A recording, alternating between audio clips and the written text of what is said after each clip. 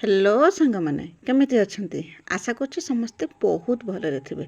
आपण समस्तंकु मो तरफ जय गुरु ठाकुर पाखे प्रार्थना करछि आपण समस्तंकु भलरे रखंतु सुस्थरे रखंतु आपणकर पूरा दिनटी मंगलमय हो आ भलरे भलरे कटि जाओ। तो मु भी भलरे अछि सबदिन भलिया हेइ छै गोटे सुंदर सकाळ माने वर्षा भिजा सकाळ आरंभ आ वर्षा भिजा सकाळ को मु पुष्प आपण समस्तंकु स्वागत करछि। तो राति सारा तो वर्षार तांडव चलछि। तो सकाळ हो सकाळ उठिकी बासी कम सरे देकी चा पिया कम सरे देचे आउ तो किसी कम करी होनी गाई पाखु जाइतांते आ गाई माने बाड़ी के जाइतांते से सब किसी करी हो ना तो बसिकी एई काम रे हमें नागी आज सकाळ सकाळ आसिकी पहुँचे चुली पाखर कहीं ना वर्षा तो काली ठू नागिकी रही। काली संध्या बेले जे वर्षा आरंभ है जे पर्यंत वर्षा कमियार ना नहीं बर्तमान टिके माने टिके कमी कि झिपरी झिपरी वर्षा होची।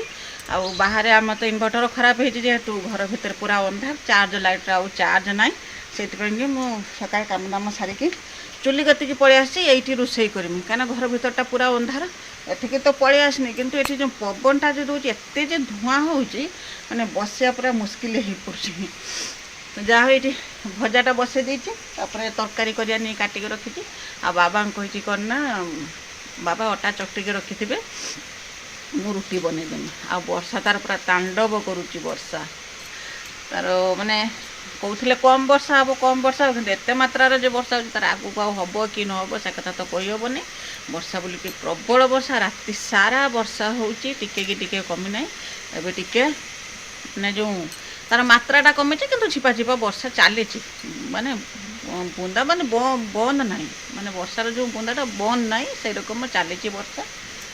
तो भजाटा बसई देती कखारु भजा पखाड़ खाए मु तो पखाड़ खाइमी आउ किए रुटी खाइब कौन कर पखाड़ खाइमी कखारु आलूर भजा काटी कुटिकी सब रेडी करके धिनिकी आसने टिके लेट हो जाए 9टा अलरेडी हो गला। गैस रे कौन से बसई देकी कटाकटी भी करहब कि चुली पाखक आसो मैंने सब रेडी करके धिनिकी आसब चुलीटा तो नगे तो समय लगुचे कहीं जिते जाल रखी भी शुखिला जाल सब जलमा जलमा लगुच से नगे समय लगुच एत समय पर जाकि चुलीटा मोर आज नागिला भजा है सागे सागे थे चुली नागिब माने तो रोषे सागे सागे जदि सब रेडी होती थो बाहर यकम पाग वर्षा तो चलती जीवा जीवा वर्षा चलती सकाଳେ तो बहुत जोर से होना एबे किंतु वर्षार मात्राटा कम देखा दिन सारा अच्छी केरकम कौन हो भजा करके तरकारी करदेनी भी तरकारी बसई देकी गैस रे जाके सेपटर रुटी भी करदे आसची आ एठी करना चुली जेहेतु नागी आउट लेट न करके भात भी बसई देची। वर्षा तो एबे कमीची खाली पवन दउची कौन करिवो के जाने एटा रखी दे आसे रखी देकी तापर जाके काम दाम सब करमी। ये तो वर्षा पागर भात रांधे कि खटा पांटे कर देची आ सकाळे जे तरकारी करथिने से सब तरकारी अच्छी तापर आसची करना जह्नी तरकारी करमी बोलिकी जह्नीर तो सब बेले तरकारी करे आज किंतु टिके भिन्न धरण तरकारी करमी आ केमिति करूची आपन साथे शेयर करमी आगुरु भी मु केबे करिनी आज फर्स्ट टाइम पई मु ट्राई करमी आ आपन को संगरे भी शेयर करमी। तो चलंतु केमिति बनौची रेसिपी आपन साथे शेयर करे जह्नी की एरकम करके लंबा लंबा करके काटी दीजिए छोट छोट कर काटने भी हम मुझे लंबा लंबा कर काटे आप चाहिए एरकम खंड करके भी छोट छोट खंड करके भी काटी पार आपण इच्छा अनुसार जह्नी की काटी पारे से सेरम किसी ना तो ये से कि कड़े भी बसई देची। तो चलतु केमिति कौन कर सब तो आप शेयर करमी आज दीपर खाइबार खटा पानी करछि बुतला बैगण बड़ी खटा पानी करछि आ सकाळे जे बनैथिनी मुग डाली आ अमृतभंडा कदली बैगण टिके तरकारी जे बनैथिनी से तरकारी कखारु भजा सब अच्छी सकाळ ठू चुली नागिछि या परे चुली बंद हम। तो चलते से कर देदबा तेल टे बेसी करके तेल दबा भावुथे कौन पाई तो कौन पाई आप जापर रिफाइन तेल दे पारे रिफाइन तेल जेहेतु ना सोरिष तेल बनाऊँ केमी हम देखा टेस्ट केमी लगुच। ତ ମୁଁ ଯେ କଢ଼େଇରେ ଏତେ ଗୁଡ଼େ ତେଲ ଦେନି ଆପଣ ଭାବୁଥିବେ କ'ଣ ପାଇଁ ଦେଲା ବୋଲିକି ତ ମୁଁ ଏଇସବୁ ଛାଣୁଥୁନି। ତ ମାନେ ବହୁତ ଦିନରୁ ଇଚ୍ଛା ଥିଲା ପାମ୍ପଡ଼ ଦେଇକି ଜହ୍ନି ତରକାରୀ ବନେଇବା ପାଇଁକି ମୋ ପାଖରେ ଥିଲାନି ସେ ଗୁଲ୍ ପାମ୍ପଡ଼ ମୋ ପାଖରେ ଥିଲାନି। ତ ଏଇ ଚିପ୍ସ ବାଲା ପାମ୍ପଡ଼ ମୋ ପାଖରେ ଥିଲା ମୁଁ ତାକେ ଇଏ କରିନା ଛାଣି ଦେଇଥିଲି। ଏଇଠି ମୁଁ ମସ୍ତ ବଡ଼ ଭୁଲଟେ ହିଁ କରିଦେଇଥିଲି। ତରକାରୀ ତ ବହୁତ ଟେଷ୍ଟ ଥିଲା କିନ୍ତୁ ଏଇ ଯେଉଁ ଚିପ୍ସ ବାଲା ପାମ୍ପଡ଼ ଯେଉଁ ଛାଣି ଦେଇକି ଯେଉଁ ତରକାରୀ ଦେଇଥିଲି ସେଇଟା ଥିଲା ମୋର ମସ୍ତ ବଡ଼ ଭୁଲ। ଆଉ କାହିଁକି ଭୁଲ ସେଟା ତ ଆଗକୁ ନିଶ୍ଚୟ ଜାଣିପାରିବେ। ଆଉ ମୁଁ ତରକାରୀ କରିଦେନି ତରକାରୀ କରିଦେଇକି ମୋତେ ଭଲ ଲାଗିଲା କି ଖରାପ ଲାଗିଲା ସେଟା କ'ଣ ଯଦି ଆପଣଙ୍କୁ ନ କହିବି ମୁଁ କ'ଣ ଖାଲି ମିଛରେ କ'ଣ ଆପଣଙ୍କୁ କହିଦେମି କି ତରକାରୀ ବହୁତ ଟେଷ୍ଟି ବନିଥିଲା ଏଇରକମ ହେବ ସେରକମ ବୋଲି ନା ସେରକମ ହେବନି। ଆଉ କ'ଣ ମୋର ଭୁଲ ହେଇଥିଲା ତା ଆଗକୁ ନିଶ୍ଚୟ ଜାଣିପାରିବେ। ତ ସେଥିପାଇଁ କି ସେ ଯେଉଁ ଚିପ୍ସ ବାଲା ପାମ୍ପଡ଼ ତାକୁ ଛାଣି ଦେଇକି ରଖିଦେନି ରଖିଦେଇ ସାରିକି ତାପରେ କନାକୁ ସେଇ କଡ଼େଇରେ ଦେଇଥିନି ତେଲ ଦେଇକି ତା ଦେହରେ ଜହ୍ନିକି ସନ୍ତୁଳେଇଥିନି ପାଣି ଦେଇଥିଲିନି ତାକୁ ଟିକେ ସନ୍ତୁଳି ଦେଇଥିନି। ସେଥିରେ ନା ଲୁଣ ହଳଦୀ ଦେଇକି ତ ଯେତେବେଳେ ଜହ୍ନିଟା ସନ୍ତୁଳା ଯିବ ସେଥିରୁ ତ ପାଣି ବାହାରିବ ହିଁ ବାହାରିବ ସେଇଥିରେ ହିଁ ଜହ୍ନି ହେଇଯିବ କିଛି ପାଣି ସେଥିରେ ଦେବାକୁ ପଡ଼ିବନି। ଆଉ ତାକୁ ପାଞ୍ଚ ମିନିଟ୍ ନୁହେଁ 2-3 ମିନିଟ୍ ଘୋଡ଼େଇ ଦେଲେ ସେ ସିଝିଯିବ। ଆଉ ସିଝିଗଲା ପରେ ତାକୁ ମୁଁ ବାହାର କରିଦେଇଥିନି। ରାନ୍ଧିବା ପାଇଁ ଚୁଲି ପାଖରେ ସିନା ବସିଛି ସକାଳେ ତ କିଛି ସମୟ ପରେ ଯେତେବେଳେ ଏଠି ଆସିବେ ତା କିଛି ସମୟ ପରେ ବର୍ଷା କମିଯାଇଥିଲା। ତାପରେ ଆରମ୍ଭ ହେଇଥିଲା ପବନ ବହୁତ ଜୋରସେ ପବନ ହେଉଛି ବର୍ତ୍ତମାନ ପୁଣି ଅନ୍ଧାର କରିକି ଆସିଲାଣି ବର୍ଷା। ତ ଢାଳି ଦେଇଯିବ ଯେରକମ ସେରକମ ଅନ୍ଧାର କରିକି ଆସିଲାଣି ବାହାରେ ପବନ ବି ବହୁତ ଜୋରସେ ଦେଉଛି। ଆଉ ସେ ଚୁଲି ପାଖରେ ବସି ହେଉନି ଏତେ ଧୂଆଁ ହେଉଛି ଏରକମ ହୁଏ। ଧୂଆଁ ମାନେ ଆସିକି ଆଖି ସବୁ ମୋ ଫୁଟିଗଲାଣି ଆଜି ଏତେ ଯେଉଁ ଧୂଆଁ ହେଉଛି। ଧୂଆଁ ହୁଅନ୍ତାନି ପବନଟା ଦେବା ଯୋଗୁରୁ ଧୂଆଁ ଅତ୍ୟାଚାର ହେଉଛି।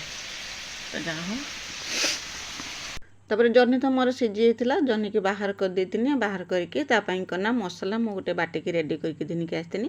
ଚୁଲିରେ ରାନ୍ଧିବ ମାନେ ସବୁ ଜିନିଷ ରେଡ଼ି କରିକି ଧନିକି ଆସିବ। ତ ଟମାଟୋ ବି କାଟିକି ରଖିଦେଇଥିନି ପିଆଜ କାଟିକି ରଖିଦେଇଥିନି। ଆଉ ମସଲାରେ କନା ଅଦା ରସୁଣ ପିଆଜ ତାକୁ କନା ବାଟିକି ଧନି ଆସିଥିନି ସବୁ ରେଡ଼ି କରିକି ଚୁଲି ପାଖକୁ ଧନି ଆସିଥିନି। ଆଉ କଡ଼େଇଟା ଟିକେ ଧୋଇ ଦେଇଥିନି କାହିଁକିନା ପାଣି ମୋର ଟିକେ ଦରକାର ହେବ ଆଗକୁ ସେଇଥିପାଇଁ କି ଗରମ ପାଣି ଟିକେ ବାହାର କରିକି ରଖିଦେନି। ରଖିଦେଇକି ସେଇ କଡ଼େଇରେ ଦେଇଥିନି ଟିକେ ତେଲ ଦେଇକି କ'ଣ କରିଥିନି ନା ତା ଦେହରେ ଯେଉଁ ମସଲା ଦେଇଥିନି ଜିରା ଦେଇକି ଦେଇଥିନି ହେଉଛି ପିଆଜ ଟିକେ ନାଲି ହେଇସାରିଲା ପରେ ସନ୍ତୁଳି ଦେଇଥିନି। ଆଉ ସେଇଟା ଟିକେ ନାଲି ହେଇସାରିଲା ପରେ ତା ଦେହରେ ଦେଇଥିନି କନା ମସଲା। ଆଉ ମସଲା କଷି ହେଇସାରିଲା ପରେ ଦେଇଥିନି ଟମାଟୋ ଆଉ ଟମାଟୋ ଦେଇକି ଯେତିକି ସବୁ ଗୁଣ୍ଡ ମସଲା ମୁଁ ଯେରକମ ତରକାରୀର ସବୁ ଦିଏ ତମ ତ ସେଇ ସବୁଦିନିଆ ଭଳିଆ ସାଧାରଣ ମସଲା ଯେ ଧଣିଆ ପାଉଡ଼ର କରି ପାଉଡ଼ର ଟିକେ ଆଉ ନାଲି ଲଙ୍କା ଗୁଣ୍ଡ ଏତିକି ଟିକେ ମୁଁ ଦେଇଦିଏ ତରକାରୀ ତା ସାଙ୍ଗରେ କନା ଲୁଣ ହଳଦୀ ଏତିକି ଦେଇକି ହିଁ ମୁଁ ତରକାରୀ ରାନ୍ଧେ ସବୁଦିନ। ତାକୁ ଦେଇକି ମସଲାକୁ ଭଲ ରକମ କଷି ଦେଇଥିନି। ଆଉ ମସଲା କଷି ହେଇସାରିଲା ପରେ ତାପରେ କନା ଜହ୍ନିକି ଯେ ରଖିଥିନି ଯେଉଁ ସନ୍ତୁଳିକି ଯେଉଁ ରଖିଥିନି ତାକୁ କନା ଦେଇଥିନି ତା ଦେହର ଦେଇକି ତାକୁ ଟିକେ ଭଲ ରକମ ମସଲା ଦେହର କଷି ଦେଇଥିନି। ଆଉ କଷି ଦେଇ ସାରିକି ଆଉ ସେଇ ସମୟରେ କରନା ତ ମୁଁ ଭିଡ଼ିଓ ତ କରିଛି ସେଇ ସମୟରେ କ'ଣ କରିଥିନି ନା ସେଇ ଯେଉଁ ଚିପ୍ସ ବାଲା ପାମ୍ପଡ଼ ତାକୁ ମୁଁ ତା ଦେହରେ ଦେଇଥିନି। ମୋର ଏଇଟା ଭୁଲ ହେଇଗଲା ଯେ ଚିପ୍ସ ବାଲା ପାମ୍ପଡ଼ ବଦଳରେ ଗୁଲ ପାମ୍ପଡ଼ଟା ଦେଇଥିନି ଯେରକମ ପାମ୍ପଡ଼ ତରକାରୀ କରନ୍ତି ସେଇଟା କରନା ସେମିତି ଲାଗିଥାନ୍ତା। କିନ୍ତୁ ଯେହେତୁ ଚିପ୍ସ ପାମ୍ପଡ଼ ଯେହେତୁ ଦେଇଦେନି ସେଟା କରନା ଯେତେବେଳେ ମାନେ ଜହ୍ନି ସାଙ୍ଗରେ ଯେତେବେଳେ ମିଶିଲା ସେ କରନା ସବୁ ପୁରା ପାଣି ହେଇଗଲା ପୁରା ମେଲ୍ଟ ହେଇଗଲା କିଛି ବି ରହିଲାନି ଖଣ୍ଡ ଖଣ୍ଡ ହେଇକି। ଏଇଟା ହିଁ ମୋର ଭୁଲ ଥିଲା ନହେଲେ ସ୍ୱାଦରେ କିଛି ବି ଫରକ ଆସିଥିଲାନି ପୁରା ବହୁତ ସୁନ୍ଦର ସ୍ୱାଦ ହେଇଥିଲା। ସମସ୍ତେ ତ କହୁଥିଲେ ଠିକ୍ ଚିକେନ୍ ଭଳିଆ ବାସୁଛି ବୋଲିକି ମୋତେ ବି ତ ଭଲ ଲାଗୁଥିଲା। କିନ୍ତୁ ଯଦି ପାମ୍ପଡ଼ ଯଦି ଖଣ୍ଡ ଖଣ୍ଡ ହେଇକି ରହିଥାନ୍ତା ପାଟିକି ଯଦି ପାମ୍ପଡ଼ର ଯଦି ସ୍ୱାଦଟା ଆସିଥାନ୍ତା ଟିକେ ଭଲ ଲାଗିଥାନ୍ତା ଆହୁରି ଟିକେ ଭଲ ଲାଗିଥାନ୍ତା। ନହେଲେ ସ୍ୱାଦରେ କିଛି ଫରକ ଆସିଥିଲାନି। ଯଦି ଆପଣ ଏମିତି ବନାଉଛନ୍ତି ତ ଯଦି ପାରିବେ ଯେଉଁ ଗୁଲ ପାମ୍ପଡ଼ ଯେରକମ କି ଯେଉଁ ଛାଣିକି ଯେ ଖାଆନ୍ତି ଯେଉଁ ପାମ୍ପଡ଼ ହିଁ ଦେବେ ଏ ଚିପ୍ସ ବାଲା ପାମ୍ପଡ଼ ସେଥିରେ ବିଲକୁଲ ବି ଦେବେନି। ଆଉ ଯଦି ଆପଣଙ୍କ ପାଖରେ ପାମ୍ପଡ଼ ନାହିଁ ଯେଉଁ ବୁନ୍ଦି ମିଳୁଛି ଆଉ ସେ ବୁନ୍ଦିକି ଆଣିକି ତା ଦେହରେ ଦେଇଦେବେ ଯେଉଁଟାକି ଦହି ବୁନ୍ଦି ଯେଉଁ କରନ୍ତି ସେଇ ବୁନ୍ଦି ଆଣିକି ତା ଦେହରେ ଦେଇଦେବେ ଦେଖିବେ ତରକାରୀ ବହୁତ ଟେଷ୍ଟି ବନିବ ବହୁତ ସୁନ୍ଦର ବନିବ। ଏଇରକମ ତ ବହୁତ ଟେଷ୍ଟି ବନିଥିଲା। ମୁଁ ମାନେ ଜାଣିପାରିଲିନି ଟିକେ ବୁଦ୍ଧି ଖର୍ଚ୍ଚ କରିପାରିଲିନି ଯେ ଏ ଚିପ୍ସ ପାମ୍ପଡ଼ଟା ମାନେ ମିଳେଇଯାଏ ବୋଲିକି। ମୁଁ ଭାବିଥିଲି ଏଇଟା ଖଣ୍ଡ ଖଣ୍ଡ ରହିବ ବୋଲିକି କିନ୍ତୁ ଖଣ୍ଡ ଖଣ୍ଡ ରହିବା ବଦଳରେ ଏଇଟା କନା ମିଳେଇ ଯାଇଥିଲା। ତ ଏଇଟା ହିଁ ମୋର ଭୁଲ ହେଇଥିଲା। ନହେଲେ ତରକାରୀର କିଛି ବି ଫରକ ଆସିଥିଲାନି ସ୍ୱାଦରେ କିଛି ଫରକ ଆସିଥିଲାନି। ପୁରା ମନ ଧ୍ୟାନ ଦେଇକି ମୁଁ ରୋଷେଇ କରିଥିଲି କାହିଁକିନା ଫାଷ୍ଟ ଟାଇମ୍ ପାଇଁ ମୁଁ ଟ୍ରାଏ କରିଥିଲି। ଯେତେବେଳେ ମୁଁ ରୋଷେଇ କରିଥିଲି ସେତେବେଳେ ମୁଁ ଆପଣଙ୍କୁ କହିଥିଲି ଏଇଟା ମୁଁ ଫାଷ୍ଟ ଟାଇମ୍ ପାଇଁ ଟ୍ରାଏ କରିଥିଲି। ମୁଁ ତ ମାନେ କେମିତି ହେଲା ମୁଁ ଆପଣଙ୍କୁ କହିଦେନି, ଆଉ କେଇଟି ମୁଁ ଭୁଲ କନି ସେଟା ବି ଆପଣଙ୍କୁ କହିଦେନି। ଆପଣ ଯଦି ଏମିତି ବନଉଛନ୍ତି ତ ନିଶ୍ଚୟ ଯେ ଯେଇଟା ମୁଁ କହିନି ସେଇଟାକୁ ହିଁ ମାନିବେ। ଚିପ୍ସ ପାମ୍ପଡ଼ କେବେ ବି ୟା ଦେହରେ ଦେବେନି, ଯଦି ଦେବେ ତ ଗୁଲ ପାମ୍ପଡ଼ ହିଁ ଦେବେ, ନହେଲେ କନା ବୁନ୍ଦି ଦେବେ, ଦେଇକି ବନେଇବେ ଜହ୍ନି ତରକାରୀ, ଦେଖିବେ ବହୁତ ଟେଷ୍ଟି ବନିବ। ପୁରା ଚିକେନ୍ ଛାଡ଼ିକି ଆକୁ ହିଁ ଖାଇବେ, ଏତେ ସୁନ୍ଦର ବନିବ। ତାପରେ ମୁଁ ତ ରୋଷେଇ କରିସାରିଥିନି, ରୋଷେଇ କରିକି ଆଣିକି ଦେଇଥିନି ଖାଇବା ପାଇଁକି। ତ ବାବା ମୁଁ ଯେତିକି ଆଡ଼େ କହିଥିନି ଟିକେ କିଛି କୁହ ବୋଲିକି ଜହ୍ନି ତରକାରୀ, କହିଲେ ପାଟିକି ଖାଲି ଜହ୍ନି ଜହ୍ନି ନାଗୁଛି, ତା ବ୍ୟତୀତ ଆଉ କିଛି ବି ଜଣାପଡ଼ିନି। ଠିକ୍ କଥା, ସେଇଟା ତ ମୋର ଗୋଟେ ବଡ଼ ଭୁଲ ହେଇଗଲା। ତ ମୁଁ ତ ଜାଣିପାରିଲିନି, ମୁଁ ଭାବିଥିଲି କ'ଣ ଏ ପାମ୍ପଡ଼ଟା ରହିବ, ଖଣ୍ଡ ଖଣ୍ଡ ରହିବ, ଯେଟାକି ପାଟିକି ଭଲ ଲାଗିବ। ତ ଯାହା ହଉ ତରକାରୀ ତ ବହୁତ ଟେଷ୍ଟି ବନିଥିଲା, ଖାଇ ଦେଇଥିଲେ। ଆଉ ତାପରେ ଏଟା ହେଉଛି ବେଳଓଳି ସମୟ। ତ ବାବା ମୋତେ କହିଥିଲେ କ'ଣ ନା ଶୀଘ୍ର କାମ ଦାମ ସରେଇ ଦିଅ, ତୁମକୁ ଗୋଟେ ଜିନିଷ ଦେଖେଇ ନେମେ। ତ ମୁଁ କାମ ଦାମ ସରେଇ ଦେଇଥିଲି, ସରେଇ ଦେଇ ସାରିକି ବାବା ମୋତେ ଘିନି ଆସିଥିଲେ। ବେଶୀ ଦୂର ନୁହେଁ, ଅଳ୍ପ ବାଟ, ଆମ ଗାଁ ପରେ ଆଉ ଗୋଟେ ଗାଁ ପରେ ତାପରେ ଦେଖିପାରୁଥିବେ ପାଣି କେ ରକମ ପୁରା ପାଣି ବୁଡ଼ି ସେଠି ନା 2ଟା 3ଟା ଗାଁ ବୋଧେ ତା ଭିତରେ ଅଛି, କି ଆହୁରି 4-5ଟା ଖଣ୍ଡେ ଗାଁ ଅଛି। ସେଟା ପୁରା ମାନେ ପାଣି ଭିତରେ ହିଁ ରହିଛି। ତାଙ୍କ ତ ସେପଟରେ ବି ନଈ ଯାଇଛି, କାଂସ ବାଂସ ନଈଟା ତାଙ୍କ ଗାଁ ପଛପଟ ଦେଇକି ଯାଇଛି, ଆଉ ସାମ୍ନା ପଟରେ ଏଇ ରକମ ପାଣି ହେଇଛି। ସେ ଗାଁଟା ପୁରା ମାନେ ଜଳବନ୍ଦୀ ଯେରକମ ହେଇକି ରୁହେ, 4-5ଟା ଗାଁ ପୁରା ସେରକମ ଜଳବନ୍ଦୀ ହେଇକି ରହିଛି। ତ କେତେ ଲୋକ ଯାଉଛନ୍ତି ଥାନ୍ତି ଦେଖିବା ପାଇଁ କି ଯେଉଁ ପାଣି ଭରିଛି, ନାଗୁଛି ଯେରକମ ସମୁଦ୍ରରେ ଢେଉ ମାରୁଛି ପାଣି, ଯେରକମ ପାଣି ଆଉ ଆକାଶ ସବୁ ଏକ ହେଇଯାଇଛନ୍ତି ଆଜି। ସେଇ ରକମ ମୁଁ ତ ଜାଣିଥିଲିନି, ବାବା ମୋତେ କେଇଠିକି, ମୁଁ ଜାଣିଥିଲି ଏଠି ପାଣି ଭରିଛି ବୋଲିକି, କିନ୍ତୁ ବାବା ମୋତେ ଏଇଠିକି ଦିନିକି ଆସିବେ ବୋଲିକି ମୁଁ ଜାଣିଥିଲିନି। ସମସ୍ତେ କୁହାକୁହି ହେଉଥାନ୍ତି ଯେ, ଆମର ଏପଟରେ ବି କହୁଥାନ୍ତି ଯେ ଯେଉଁ ତଳି ବିଲ ଯେତିକି ସବୁ ଥିଲା, କି ଧାନ ବିଲ ଯାହା ଥିଲା, ସବୁଆଡ଼େ ପାଣି ବୁଡ଼ି ଯାଇଛି, ପାଣି ବୁଡ଼ିକି ସବୁ ଧଳାମୟ ଦେଖାହେଉଛି ବୋଲିକି। ତ ମୁଁ କହିଥିଲି କ'ଣ ନା ମୁଁ ଟିକେ ବେଳଓଳି ଯିମି, କେରକମ ସବୁ ପାଣି ବୁଡ଼ି ଯାଇଛି, ମୁଁ ଟିକେ ଦେଖିକି ଆସିମି। ତ ବାବା କହିଲେ ଚାଲ ମୁଁ ତୁମକୁ ନେଇଯିମି କହିକି ଘିନି ଆସିଥିଲେ ମୋତେ ଏଇଠିକି। ତ ଦେଖିକି ଜାଣିପାରୁଥିବେ କେତେ ମାତ୍ରାର ପାଣି। ଆଉ ଏଇଗୁଡ଼ା ସବୁ ହେଉଛି ଚାଷ ବିଲ, ଏଗୁଡ଼ା ସବୁ ଧାନ ଚାଷ କରାଯାଏ। ଧାନ ଚାଷ ମାନେ ଦେଖିପାରୁଥିବେ ଏଠି ଗଛ ବଦଳରେ କେବଳ ପାଣି ହିଁ କେବଳ ଦେଖାହେଉଛି। କେତେ ଲୋକ ଯାଉଥାନ୍ତି ବେଳଓଳି ଦେଖିବା ପାଇଁ କି କେରକମ ସବୁ ପାଣି ବୁଡ଼ିକି ରହିଛି, ପୁରା ମାନେ ଆକାଶ ଭଳିଆ ଦେଖାଯାଉଛି, ପାଣି ଆକାଶ ସବୁ ସମାନ ହେଇଯାଇଛି, ସତେକି ଏଇଟା ସମୁଦ୍ରର ଢେଉ ଆସୁଛି ସେଇ ରକମ। ଏଇଟା ତ ହେଉଛି ରାସ୍ତା, ଏଇଟା ହେଉଛି କ'ଣ ନା କଂକ୍ରିଟ ରାସ୍ତା ଯେଉଁ ଯାଇଛି, ଯେଉଁ କଂକ୍ରିଟ ରାସ୍ତା ଉପରେ ଏମିତି ପାଣିର ସୁଅ ଚାଲିଛି, ଯେରକମ ଗାଡ଼ି ନେଇକି ଗଲାବେଳକୁ ବି ଗାଡ଼ିକି କ'ଣ ନା ଜାଗେ ଜାଗେ ତ ଏତେ ଜୋର ସୁଅ ପଡ଼ିଛି ଯେ ଗାଡ଼ିକି ପୁରା ଚହଲେଇ ଦେଉଛି। ଗାଡ଼ି ସାଇକେଲ ଯେ ଯାଉଛି ତାକୁ ଚହଲେଇ ଦେଉଛି, ପୁରା ସୁଅ ପଡ଼ିଲା ରକମ ପାଣି ପଡ଼ିଛି। ଏତେ ପାଣି ଆମକୁ ତ ଦେଖିକି ଖୁସି ଲାଗୁଥିଲା, କିନ୍ତୁ ଯେଉଁମାନେ ପାଣି ଭିତରେ ବନ୍ଦ ହେଇକି ମାନେ ବନ୍ଦୀ ହେଇକି ରହିଛନ୍ତି ତାଙ୍କୁ କେତେ ଦୁଃଖ ଲାଗୁଥିବ ମୁଁ ଏଇଠୁ ହିଁ ଅନୁଭବ କରିପାରୁଛି ଦେଖିକି। ଆଉ ଯେଉଁମାନେ ଚାଷ କରିଛନ୍ତି, ତଳି ପକାଇଥିଲେ, ଧାନ ଗଛ କରିଥିଲେ, ତାଙ୍କର ଯେ କେତେ କ୍ଷତି ହେଇଥିବ ସେଟା କ'ଣ ନା ସେମାନେ ହିଁ ଜାଣିଥିବେ। ଆମର ତ ଏପର୍ଯ୍ୟନ୍ତ କିଛି ବି ହେଇପାରୁନି, କାହିଁକିନା ପାଣି ଶୁଖିପାରୁନି। ତ ମାନେ ବିଲ ରୁଆ କାମ ଆରମ୍ଭ ହିଁ ହେଇପାରୁନି ଆମର ଏପଟର, କାହିଁକିନା ଲାଗ ବର୍ଷା ହେବା ଯୋଗୁରୁ ପାଣି ସବୁଆଡ଼େ ଏରକମ ବୁଡ଼ିକି ରହିକି କ'ଣ ନା ମାନେ ତଳି ବିଲକୁଲ ବି ହେଇପାରୁନି। ଆମର ଏଇପଟେ ବିଲକୁଲ ବି ତଳି ହେଇପାରୁନି। 2ଥର 3ଥର କରିକି ତଳି ପକାଇଲା ପରେ ବି, ଧାନ କିଣିକି ଆଣିକି ମାନେ ତଳି ପକାଇଲା ପରେ ବି ସେ ସବୁ ନଷ୍ଟ ହେଇଯାଉଛି, ଏ ବର୍ଷାରେ ସବୁ ନଷ୍ଟ ହେଇଯାଉଛି। ତ ଏଇମିତି ହେଇଥିଲା ହିଁ ପାଣି ଏଗୁଡ଼ା ସବୁ। ତ ଦେଖିପାରୁଥିବେ ମୁଁ ଗୋଟେ ଏଠି ମଝିରେ ଗୋଟେ ପୁଲ ଅଛି, 3ଟା ପୁଲ ଅଛି, ସେ ପୁଲ ଉପରେ ହିଁ ଶୁଖିଲା, ଆଉ ପୁଲ ତଳକୁ ହିଁ ପାଣି।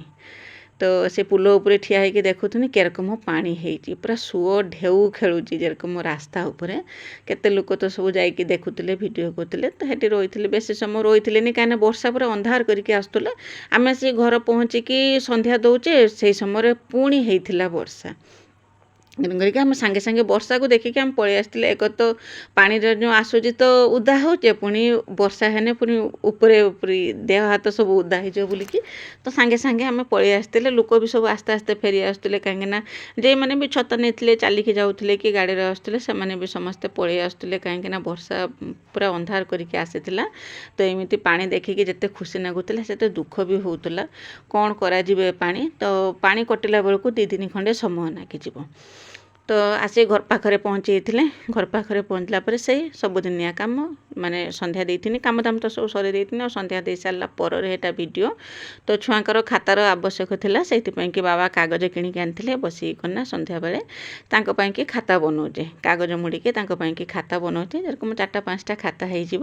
ତାପରେ କ'ଣ ନା ସନ୍ଧ୍ୟା ସମୟରେ ଆସିଥିଲା ଘରକୁ ଗୁପଚୁପ୍ ଖାଇଥିଲା। ଆଉ ଗୁପଚୁପ୍ ଖାଇକି ପାଟି ପୁରିଲା ପରେ ପରେ ଆମେ କ'ଣ ନା ଯେଉଁ ଆସେ ନା ବରଫ ଯେଉଁ पेप्सी वाला बरफ जो आसे से बरफ ही खाई बस यही रकम आज दिन कटी आशा कर भिडियोटी आपन को पसंद आसो जदि पसंद आसो चैनल को सब्सक्राइब करके वीडियो को लाइक टे करदे और कमेंट करने बिल्कुल भी भूलें। तो एमती पानी देखिए आपन को केमी लगे मत कमेंट करके निश्चय जनइबे। आ गला भिडियो अपराजिता दीदी, सरोजिनी दीदी, विजयलक्ष्मी दीदी, विजयलक्ष्मी अपा बहुत सुंदर कमेंट कर समस्त को मो तरफ बहुत बहुत धन्यवाद जे आपण मो भिडियो देखिए भिडियो एत सुंदर कमेंट लिखिं। तो या किसी भिडियो बनई आशा कर भिडियोटी आपन को पसंद आसो। तो आज रोचे देखा आसंता काली नुआ आ गोटे फ्रेश ब्लॉग से पर्यंत आपण देहर जत्न नियंतु, भलरे रुहतु, सुस्थ रुहतु। आ मो रेसिपी आपन केमिति लागले कमेंट करके जणातु। तो आज रोचे बाय बाय, जय गुरु।